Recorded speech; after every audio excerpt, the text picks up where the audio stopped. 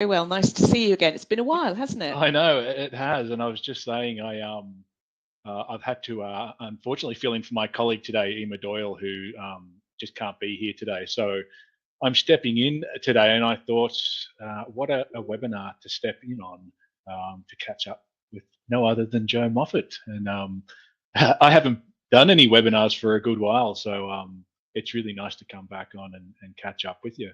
I think the last time we did a webinar on screen was during COVID, wasn't it? During lockdowns and everything. That's right. Yeah. I remember doing a series of webinars. They were a good time. Well, not a good time for COVID, but certainly for virtual events anyway. Yeah, it's when everyone was frantically learning the techniques of virtual events. And no it. doubt, as we go through this today, you'll be asking yourselves, has Joe actually learned anything in 2 years? I'm sure I won't at all. I'll But try and remember. hey, thanks so much for joining us today. And just as a little bit of housekeeping for those for wherever you're viewing from, if you're on the Crowdcast system here, hopefully you can see and hear everything okay. You do have the chat feature there down the bottom. There's also a Q&A, so feel free to use either one. When we get to it, we can look at those questions. I think there's a bunch more signed up over on LinkedIn Live, which is really cool. So if you're there, I've got visibility of questions too. So fire away. Let us know how you're all doing. And but I think we will push on. I'll just let everybody know who perhaps hasn't of our audience who haven't met you, Joe, just to let them know that you are the managing director of specialist agency Woodreed. That's woodreed.com, and also volunteers as partnerships and strategy director for Engage for Success, who have amazing content, by the way, at engageforsuccess.org. So look them up. I know you're really going to answer the question that we've all been asking, and that's around the title. Trust arrives on foot and leaves on horseback. It could be the title of a Western, maybe. I know, it's great, isn't it? Unfortunately, I can't claim credit for it. I've had quite a few people on LinkedIn have said, "Oh, what a great title! What a great title!" And I wish I could claim it as mine, but it isn't. As we'll see in a minute, it was actually David McLeod, who is one of the founders and co-chair of Engage for Success, who coined the phrase for us when we at Woodreed we were writing a thought paper on trust, and we kind of reached out to a few people and asked them to give us some sound bites and thoughts on the topic. Okay. And his information that he sent across sort of kicked off with this, and I just thought it just says it all, really. Right, it's amazing. Very good. Hey, I know you've got some slides to share, so perhaps if we just keep on. Absolutely. Let's do that. Hold on one moment. So that should, I trust you. We are now sharing. Yes, we. Yep. I can see that okay. Yeah, that's come up. Excellent. That's good. And if you'll just bear with me, what I am going to do as well is just sort myself out at this end. Lovely. Okay. So yes, as we've said, trust arrives on foot and leaves on horseback, and it's from David, and it is just says everything you need to know about trust. You know, it takes a long time to earn it, a long time to win it, but it's very, very easily lost. And thank you, Chris, for that brief introduction, and just by way on the screen, a little bit of what we do. So at Woodreed, as Chris says, we've been working we work across a whole range of clients, public sector, private sector, charities as well, helping them to create great places to work. And we use the tools and the methodology and the brand insight of the marketing and advertising world, but we use that to engage audiences inside. We write blogs, we publish thought pieces. You'll see one on the screen there called The Trust Issue. And at the end of this session, if you'd like to get hold of a copy of that, and that's where that quote from David was first coined, I'll share a link at the end to let you know how you can get hold of a copy of that. But also, I as well as delivering webinars like this for nice people like Chris and the team at Involve, I'm also one of the regular conference hosts for a series of employee engagement and internal conferences, internal communication conferences, and I also sit on the judging panel for the Engage Awards.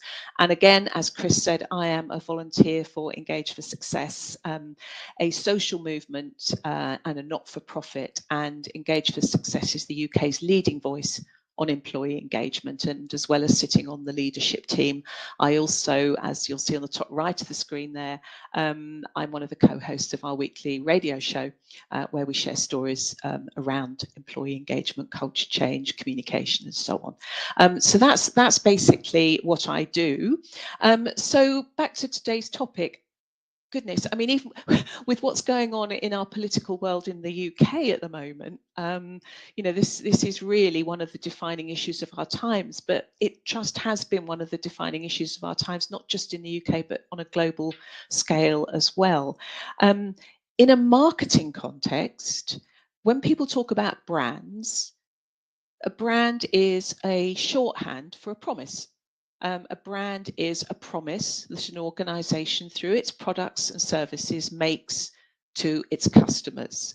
And it's also a promise that they make to their people. That is what a brand is. It's a shorthand for everything that that promise encompasses in the marketing world. And in the wider world, in our own personal lives and in the wider world in the wider societal world, actually, if we think about it, we don't trust people who break their promises, and we don't trust people who lie to us. And if brands break their promises, that's very damaging to the brand, because, as I said, a brand is indeed a shorthand for the promise of what customers and consumers can come to expect from that. So trust is in and around us all the time. And picking up on that point of David's, crucially, you know, it really doesn't take much to destroy trust.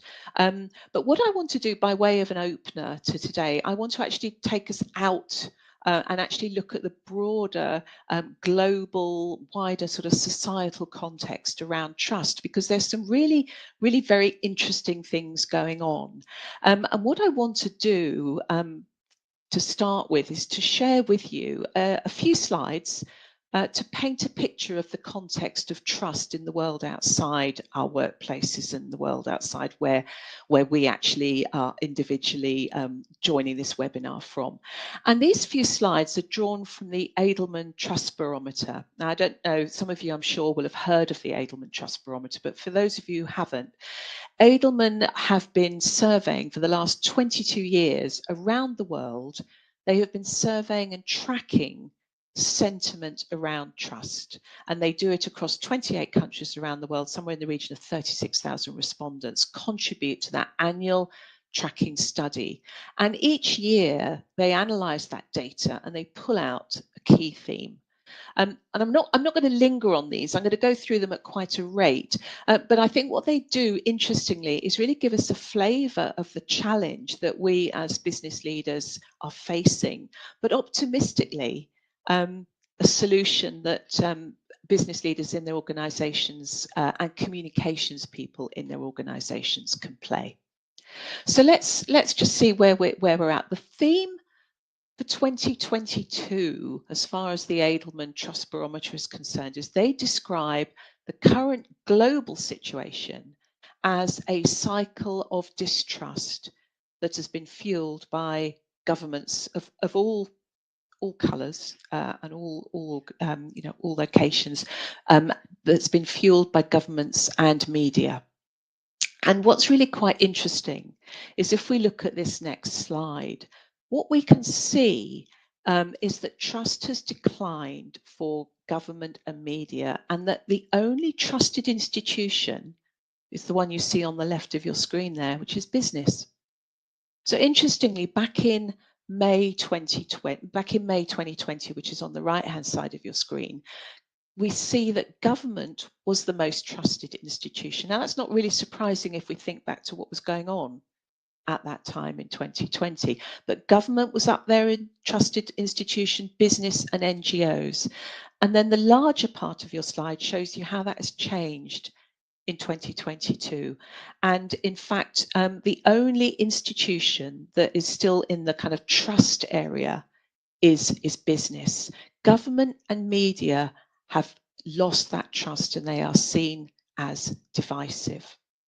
We are, in fact, more and more convinced as populations and as individuals, we're more and more convinced that we are being lied to by media, by government leaders, and actually by some business leaders too, CEOs, not the institution of the business, but the leaders of business as a broad context. I'll come on to that in a moment. And so the default is that we are defaulting to a position of distrust, and there is a real risk of that. Not just the obvious risk to things like our government institutions and democracy and so on, but just generally a sense where we start to distrust everything has got real ramifications. I'm going to play a short video now. Now, I know that you won't be able to hear the sound, but there are subtitles. So I hope you will get the point of it, because this is a clip from the launch of that Edelman Trust Barometer earlier this year. And it really struck me that although Keir Starmer here is talking about this in the broader sense, if we listen to what he's saying, it seems to be very, very pertinent to us as business leaders.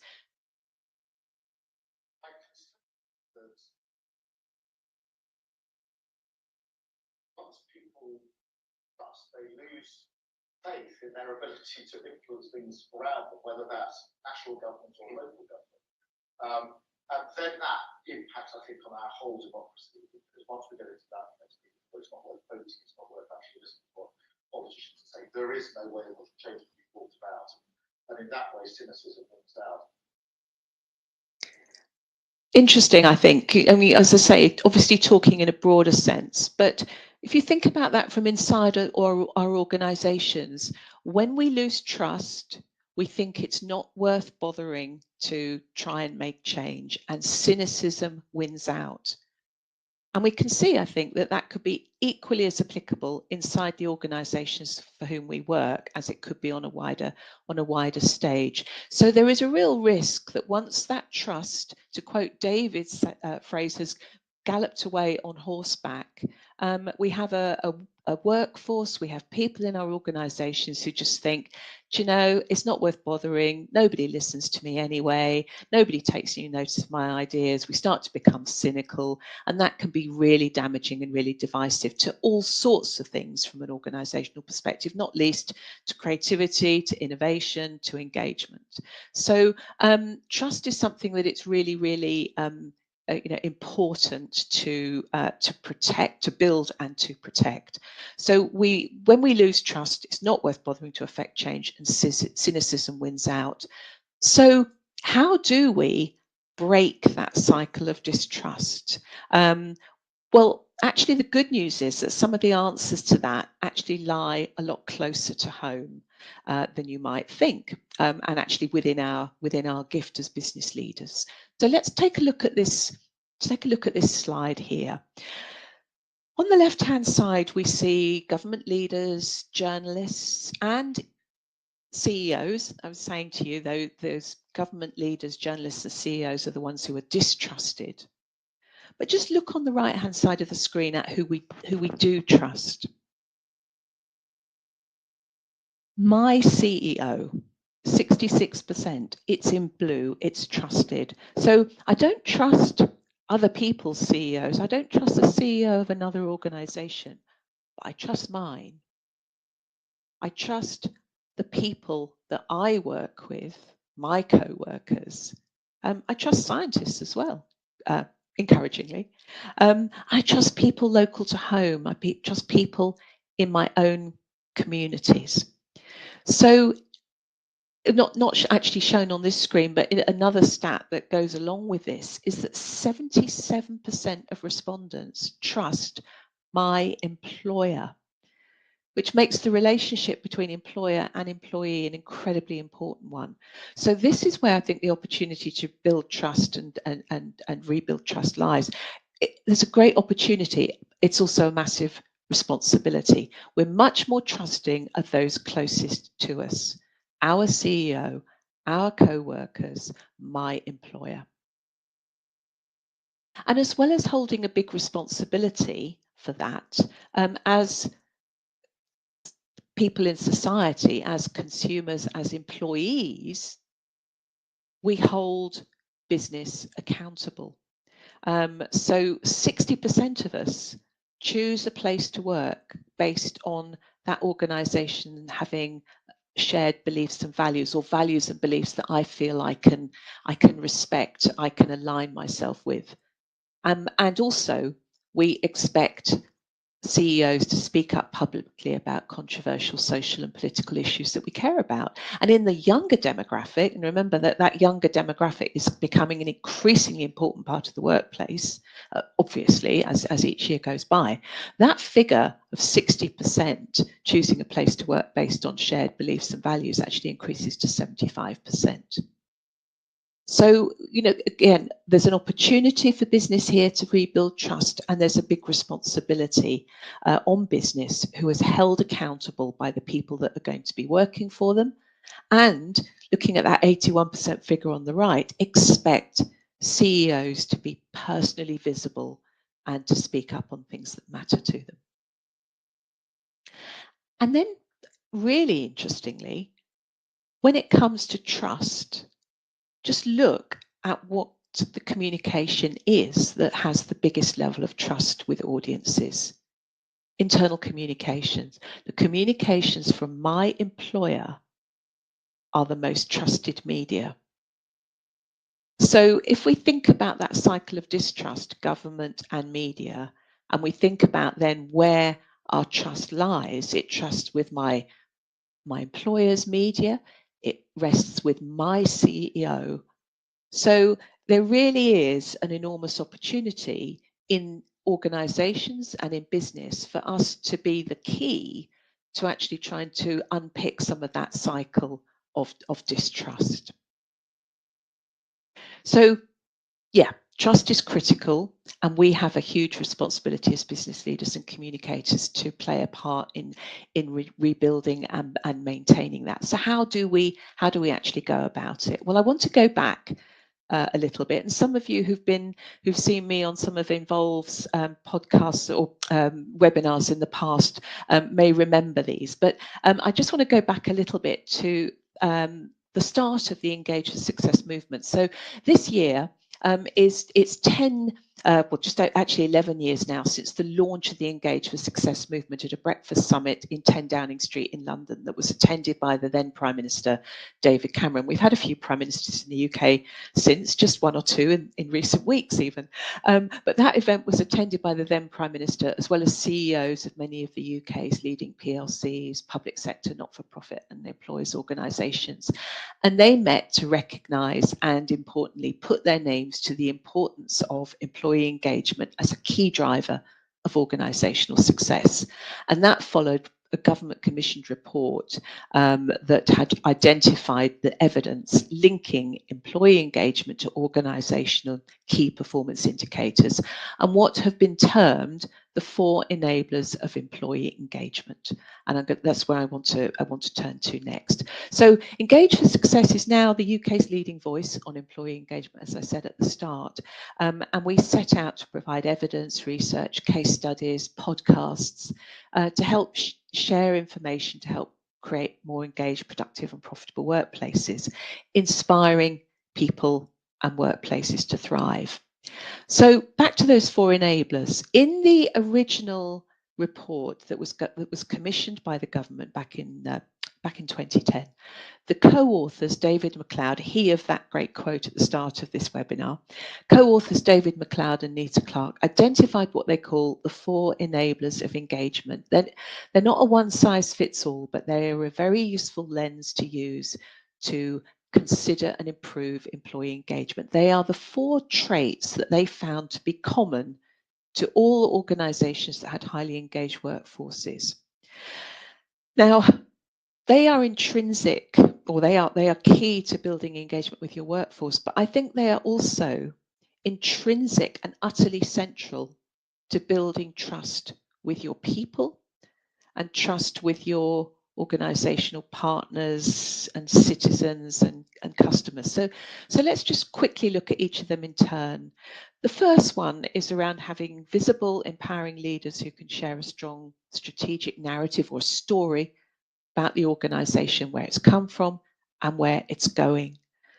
So from the trust perspective, that is around having a sense of shared purpose, that I trust that the organisation I work for has shared purpose that I can align with, and beliefs and values. And I will trust in my CEO and leadership team, who are visible and encourage me to understand where they've come from, where the organisation I've chosen to work is going. So number one is really, you can see, really important to trust. The second one is the crucial role of managers, people leaders, team leaders, line managers, always such an important role in any organisation, and still the number one reason people quit their jobs.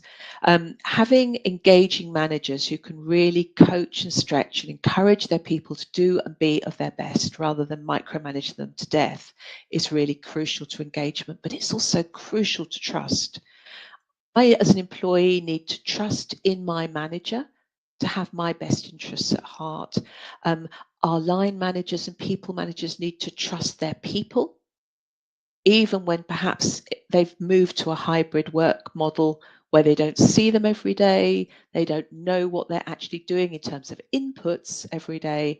They trust that they're working towards the outputs that they have agreed.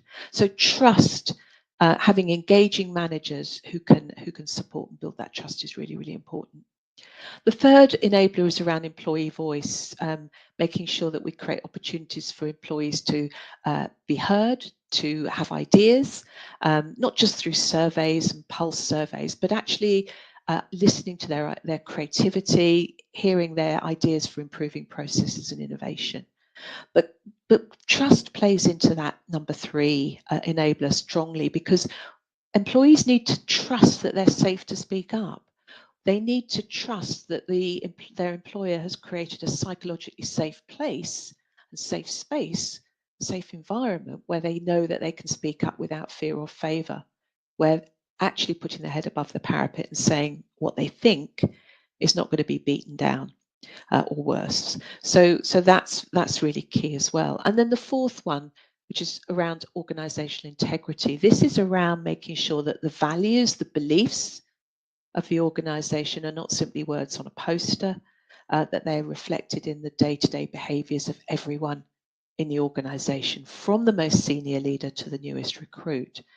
And so that's about trust. It's trusting that everyone at all levels will keep their promises, will do what they say they will not just play lip service to a set of values that have been stuck on the poster, but actually will walk the walk as well as talking the talk.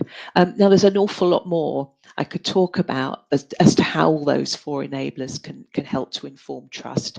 But I think if you keep those in mind, you can actually very easily begin to see how those four enablers not only can drive an engaged workforce, but can really be leveraged to build, grow, and sustain trust in the workplace. So that is really where I wanted to get to in terms of sort of formal setup, Chris. If people would like to get hold of that trust thought piece that I mentioned, you can do so on Woodreed's website but it's by scanning that QR code on the screen there, or get in touch with me through LinkedIn, and I'd be very happy to send it to you as well. So that's the formal bit over with. Chris, very happy to pick up on and have a conversation about any of that with you now. Definitely. Thanks so much, Joe. Appreciate it. I thought I'd just put that link there over to your website if anybody wants to follow that there. They Good. can do so. No, like, and of course I do remember the four enablers. I've heard you talk about them on a number of occasions. So, an invaluable information. If anybody has any questions at all, whether you're here on Crowdcast or LinkedIn, there might be a bit of a delay there. So we'll just hold out for a little while. Yep. I mean, going through what you've said there, it's something that's just came to my mind is it's like, it seems that when you're talking about how businesses have more of the trust, looking at that chart that you showed, does this mean that the efforts that we've been putting into employee engagement over the years are working? Is that what that's what I take from that? Well, now that's an interesting point, actually, because in lots of the data shows that actually the the dial hasn't moved terribly much on employee engagement over recent years as a general thing. Right. But then, there's an enormous tail of organisations that lag. It's a bit like an iceberg. There are some really good examples of organisations who really take this stuff seriously, do the right things, and get this right. We see them all the time. Talking on conference circuits and events like this, but there's a kind of a big tail, or below, to mix my analogies, lump of iceberg below the waterline, where things aren't really moving very much. So I think the jury's a little bit out on that, but yeah, I think it is interesting, isn't it, that what's driven. It's difficult to know what's driven those Edelman figures, because you could argue that the extent of mistrust in government and media has been so extreme that actually it's forced us back to what we feel comfortable with, and it's right. where we work, it's the people we work with. It's mirrored also by that increase in trust of our local communities, our neighbours, the people that live in our town, and it's almost potentially a little bit worrying, because it's almost suggesting a distrust of people who are not like us, a distrust of others, a distrust of people outside of our local frame of reference, which isn't a particularly encouraging thing. Or it could be because actually our workplaces are doing everything right. I mean, it's certainly the case. I mean, if we think back to those figures that I showed about the employer communications being the most trusted. There's absolutely no question, I think, that in the last 2 years, and this was driven by the pandemic and the need of the pandemic for organisations to up their game on internal communication, there's absolutely no question that when it comes to quality of communication from employers to their people, that we haven't seen a sea change in the quality of that in the last 2 years. And yeah, we're trusting that more. So that potentially suggests the point you're making is correct. But if people are interested in knowing what the latest data on employee engagement is, I'm just going to paste something in, if I may, just paste something in the chat, because I wanted to mention this, because Engage for Success, in conjunction with Nottingham Trent University, have run a survey over the course of the summer, which has been looking at employee engagement levels in the United Kingdom, both pre, during and post-pandemic. And that is the first UK-centric survey of its kind in a very, very long time. Normally we have to pull our data out of global studies like Gallup, for example. But this is specifically UK. And we are going to be revealing the top line results of that study in an online event on November the 25th, and it's free to attend. And I've just pasted the link in the chat. I hope. There you go. I just put the link didn't work before. I'm not sure why, but there you go. You should be able to click on that one. I just popped in there. Then. Oh, good. Okay. So that looks really interesting. That's November 25th, and that's free free online event. Even if it's 10 till 11:30 in the morning. Sign up and register for it, because even if you can't make it, everyone who registers for it will get sent a recording of it afterwards. So, but that is going to be the top line reveal of the first data we've seen in years, as to what exactly is going on. And it's one of those recurring questions I'm asked so many times. Well, what are the current figures in the UK then, Joe? And we just don't. None of us have that. None of us have that specific information to hand. So this is really exciting stuff. And my hope is, that as far as Engage for Success is concerned, is that we're going to be able to run this on an annual basis from here on. So we can begin to get a benchmark and do some kind of tracking specifically for the UK. And then wouldn't it be great, and we're a little bit away from this yet, but what would be really great is for us then to be able to map that against some of the leading survey companies' results, so that an organisation, for example, who's using Corn Ferry, or an organisation that's using Qualtrics, or an organisation that's using whoever, can look at that data, the data they're getting, and then try and mirror that against a broader benchmark, which would be. What would you suspect would be the outcome or the difference?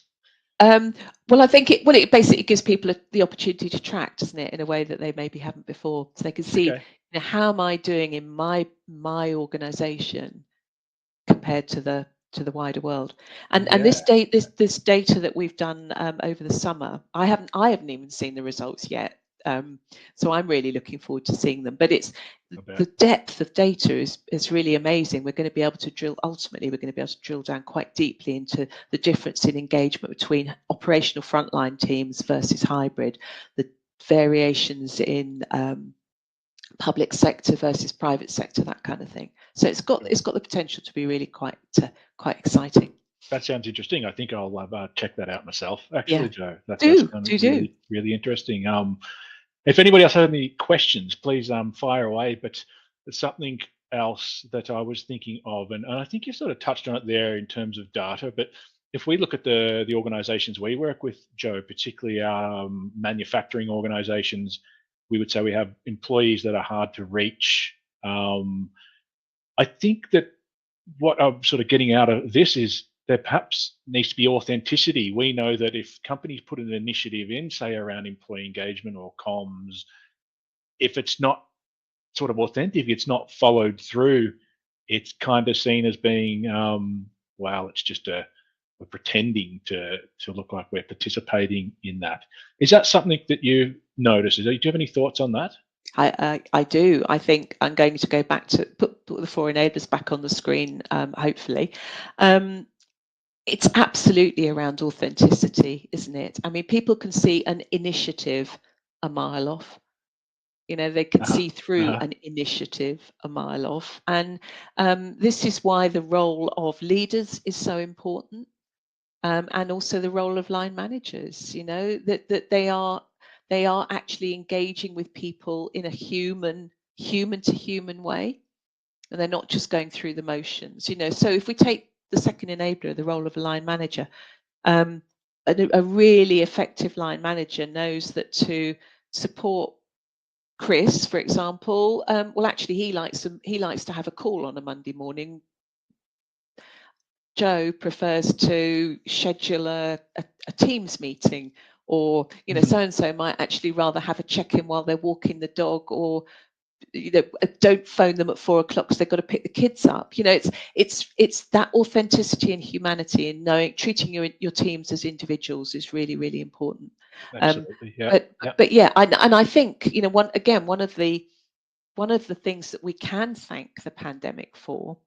There are 1 or 2 things we can thank the pandemic for. There's an awful lot of awful things that happened, of course, but one of the things that we can thank the pandemic for is the fact that certainly senior leaders who previously had resisted ever showing themselves in any kind of human and authentic way, and would only ever talk to their people through heavily scripted, pre-prepared and pre-rehearsed town hall events, suddenly discovered that actually you can pick up your phone and do a Teams live, and you can talk to people from your home. I mean, there's a fabulous piece of footage which I don't know whether you remember seeing, but it's Jacinda Ardern, the New Zealand Prime Minister, talking to the country on a Facebook Live, and she gets interrupted by her toddler.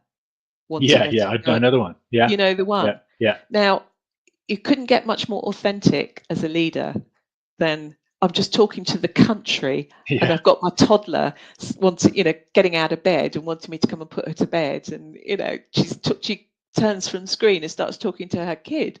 I mean, imagine that happening a few years ago. You contrast to that with the one where I'm not sure if it was a BBC reporter who then had his child coming in and had to sort of push him away, but that was pre-COVID, so exactly. Times have changed. Times have changed. Absolutely. Hey, I just see another question. I don't want to miss it. It's from Anna here, who's saying, regarding trust between staff and line managers, once it's lost, damaged, how do you go about restoring it? Trust. How do you go about restoring trust?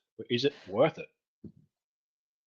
Well, to answer the second question first, Anna, I think it has to be worth it, doesn't it? Because if you are trying to operate either as that manager or as the manager's team in an environment where trust is broken, then you are very quickly on the edge of a toxic culture, and that is no good for anyone's physical or mental health. So you have to try and rebuild it.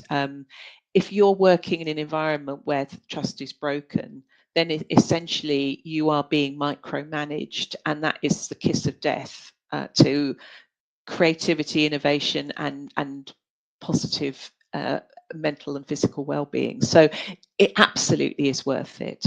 How do you go about it? How do you go about restoring it? Well, it will take time, and it is about slowly. Well, it depends where the trust is broken. I'm not quite sure from your question whether it is the manager no longer trusts the team, or the team no longer trusts the manager. But if it is if the team no longer trusts the manager, then that manager has to very, very slowly begin to rebuild it by doing what they say they're going to do, by keeping their promises, by going above and beyond to actually demonstrate that they have got their team's best interests at heart, to be honest, humble, open, transparent, a bit of mea culpa. I know I got it wrong, and begin to prove that they can be trusted, and they can rebuild that by again, as I say, keeping their promises. Now, that takes an enormous level of emotional intelligence, and often that is one of the challenges that people face, is that they haven't got the emotional intelligence or the tools to understand that they have broken that trust in the first place. So it's difficult to know from that question, Anna, where you're coming from with that and what's broken it in the first place. But that's the thing that has to happen. And if it's the line manager not if it is the line manager not trusting their team, well, is it that they don't know how to trust their team, or is it that their team have somehow broken that trust? So it depends really what's caused that breakdown. Either way, it requires emotional intelligence, it requires time, and it will take a slow rebuild to get that back up again. Arrives on foot and leaves on horseback. He said it really. Thank you very much. Thanks, Joe, and appreciate the question there. And hopefully that's been covered for you. Thank you, she says. It's a pleasure. I think if we have any more questions, I don't see any others, and I think we're sort of reaching probably the end of the session. I know we've all got to head off and get back to work. Love to sit around here chatting. We're trusted. We're trusted to be doing this. Exactly. So I think that's it, Joe. I just want to say I really appreciate you coming on for this session, and it's been wonderful catching up with you again. And hopefully we'll catch up again very soon.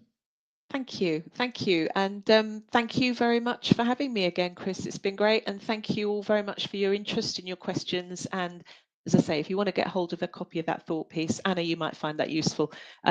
Do please get in touch. So, okay, wish you a wonderful. Good week. Thanks, everybody, and take care. Until next time. Bye-bye. Bye.